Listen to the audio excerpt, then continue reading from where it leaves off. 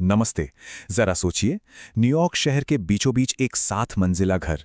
एक ऐसा घर जो बाहर से तो बेहद आलीशान दिखता है, लेकिन अंदर से उतना ही अजीब, उतना ही डरावना। मतलब जरा इमेजिन कीजिए, आप दरवाजे पर पहुंचते हैं और दर्जनों नकली आंखें आपको घूर रही हैं। अंदर हॉल में एक दुल्हन की मूर्ति रस्सी से लटकी हुई है और ऑफिस में एक असली बाघ की लाश प्रिजर्व की हुई जो आपकी हर हरकत पर नजर रखे हुए है। नहीं, ये किसी हॉरर फिल्म का सेट नहीं था। ये वो जगह थी जहां दुनिया के सबसे पावरफुल लोग आते जाते थे। और इन पावरफुल लोगों को शायद अंदाजा भी नहीं था कि उनकी हर एक हरकत, हर एक बातचीत छिपे हुए कैमरों में रिकॉर्ड हो रही थी। एक विक्टिम की गवाही है कि घर के हर कोने में, हर बेडरूम, हर बाथरूम में कैमरे थे। सब कुछ रिकॉर्ड होता था। तो ये घर था जेफरी एप्स्टीन का। और हाल ही में जब 30 लाख से ज्यादा पन्नों की सीक्रेट फाइलें सामने आईं, तो एक ग्लोबल नेटवर्क का पर्दाफाश हुआ और पूरी दुनिया में तहलका मच गया। इन डॉक्यूमेंट से एक बड़े नाम और डरावनी कहानियां सामने आईं। Presidents, prime ministers, princes, billionaires, ये सब तो थे ही, लेकिन पहली बार इस जाल के तार सीधे भारत तक पहुंचते दिखे। तो सवाल ये है कि आखिर ये पूरा नेटवर्क काम कैसे करता था? कैसे एक अकेला आदमी दुनिया के सबसे शक्तिशाली लोगों को कंट्रोल कर रहा था? चलिए समझते हैं। कहानी शुरू होती है एक कॉलेज ड्रॉपआउट से जो रातों रात अरबपति बन जाता है। अब सवाल है, कैसे? जवाब एक नाम में छिपा है। लेस्ली वैक्सनर, विक्टोरिया सीक्रेट के मालिक। वैक्सनर ने एप्स्टीन को सिर्फ अपना पैसा मैनेज करने के लिए नहीं रखा, बल्कि उसे अपनी पावर ऑफ अटॉर्नी ही दे दी। इसका मतलब है अपनी अरबों की दौलत पर पूरा का पूरा कंट्रोल। और बस इसी कंट्रोल का इस्तेमाल करके एप्स्टीन ने अपना जाल बिछाया। वैक्सनर ने ही उसे न्यूयॉर्क की वो आलीशान हवेली दी थी और एप्स्टीन ने उसे एक खुफिया किले में बदल दिया। यहां दुनिया के सबसे पावरफुल लोग आते थे, पार्टीज, मीटिंग्स, डील्स, और उन्हें पता भी नहीं चलता था कि उन्हें रिकॉर्ड किया जा रहा है। और फिर इन्हीं रिकॉर्डिंग्स से उन्हें ब्लैकमेल किया जाता था। इसका सबसे बड़ा सबूत वो मिला जब एफबीआई ने इस घर पर छापा मारा। उन्हें एक तिजोरी मिली और उस तिजोरी में थीं दर्जनों सीडीज, और उन सीडीज पर जो लेबल लगे थे वो बहुत कुछ कह रहे थे। एक नाम होता था किसी नाबालिग लड़की का और दूसरा नाम किसी बड़े पावरफुल आदमी का। बिल्कुल साफ था कि यही था एप्स्टीन का असली घिनौना धंधा। सालों तक दुनिया के कई बड़े नामों ने एप्स्टीन से किसी भी रिश्ते से साफ इनकार किया, लेकिन अब इन फाइलों ने उनके झूठ का पर्दाफाश कर दिया है। जैसे कि बिल गेट्स, उन्होंने कहा मेरी कोई दोस्ती नहीं थी, लेकिन फाइलों से पता चला कि 2011 के बाद वो कई बार मिले और एप्स्टीन के प्राइवेट जेट में भी उड़े। फिर हैं ब्रिटेन के प्रिंस एंड्रू, उन्होंने तो सारे आरोपों से ही इनकार कर दिया, लेकिन बाद में एक विक्टिम को चुप कराने के लिए 12 मिलियन पाउंड भी दिए। और तो और एलन मस्क, जो खुद ट्रंप पर फाइलें छिपाने का आरोप लगा रहे थे, उनके और एप्स्टीन के बीच 16 से ज्यादा ईमेल मिले, जिसमें वो एप्स्टीन के बदनाम द्वीप पर सबसे वाइल्ड पार्टी के बारे में पूछ रहे थे। लेकिन ये जाल सिर्फ अमेरिका या यूरोप तक ही सीमित नहीं था।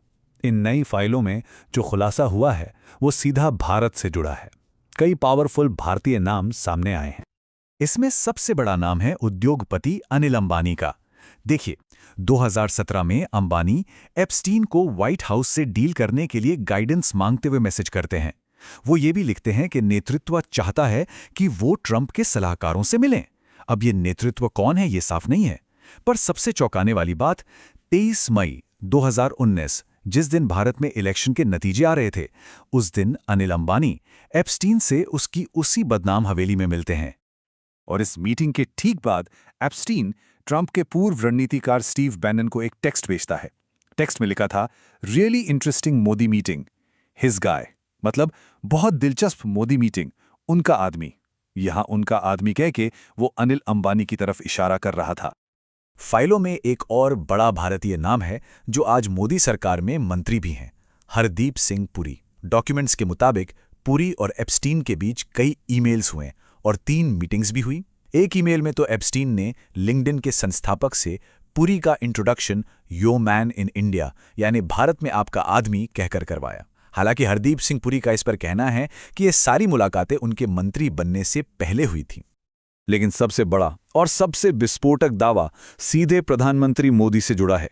2017 के एक ईमेल में एप्स्टीन ने लिखा कि भारतीय प्रधानमंत्री मोदी ने सलाह ली और अमेरिकी राष्ट्रपति के फायदे के लिए इजरायल में नाचे और गाए। वो एसेंशियली ये जताने की कोशिश कर रहा था कि पीएम मोदी की इजरायल यात्रा के पीछे उसकी सलाह थी। अब इस दावे पर भारत के विदेश मंत्रालय ने बहुत ही सख्त रिएक्शन दिया। उन्होंने इसे एक दोषी अपराधी की ट्रैशी रूमिनेशंस यानी फालतू की बातें कहा और कहा कि इसे पूरी तरह से खारिज कर देना चाहिए। तो ये कुछ नाम तो सामने आ गए, लेकिन ये कहानी सिर्फ कुछ लोगों की नहीं है। ये कहानी उससे कहीं ज्यादा बड़ी है। ये उस पूरे सिस्टम पर सवाल उठाती है जो शायद इन ताकतवर लोगों को बचाता है। सोचकर देखिए, इतना बड़ा ग्लोबल स्कैंडल, सैकड़ों विक्टिम्स, दुनिया के सबसे पावरफुल लोगों के नाम और सजा आज तक सिर्फ एक इंसान को हुई है, सिर्फ एक, एप्स्टीन की पार्टनर घिस्लेन मैक्सवेल। और बात यहीं खत्म नहीं होती। जो डॉक्यूमेंट्स रिलीज हुए हैं वो तो सिर्फ 60% हैं। करीब 40% फाइलें आज भी सील बंद हैं। तो सोचिए, उन बचे हुए पन्नों में और कितने राज और कितने नाम दफन होंगे। और फिर हैं इस केस से जुड़ी रहस्यमयी मौतें। खुद जेफरी एप्स्टीन, जिसकी मौत को आधिकारिक तौर पर सुसाइड बताया गया, पर सवाल आज भी उठते हैं। Modelling agent gene Luke Brunel, जिस पर लड़कियों की सप्लाई का आरोप था, उसकी भी पेरिस की जेल में कथित तौर पर सुसाइड से मौत हो गई। और प्रिंस एंड्रू पर आरोप लगाने वाली वर्जीनिया गिफ्रे, उनकी भी 2025 में सुसाइड से मौत हो गई। ये सारी बातें मिलकर बस एक ही सवाल खड़ा करती हैं, क्या एप्स्टीन की मौत वाकई सुसाइड थी या उसे चुप करा दिया गया ताकि उस नेटवर्क में शामिल प्रेसिडेंट्स, प्रिंसेस, प्राइम मिनिस्टर्स, उन सबको बचाया जा सके? सबसे बड़ा सवाल यही है, क्या कोई ऐसा सिस्टम है जो इन ताकतवर लोगों को बचा रहा है,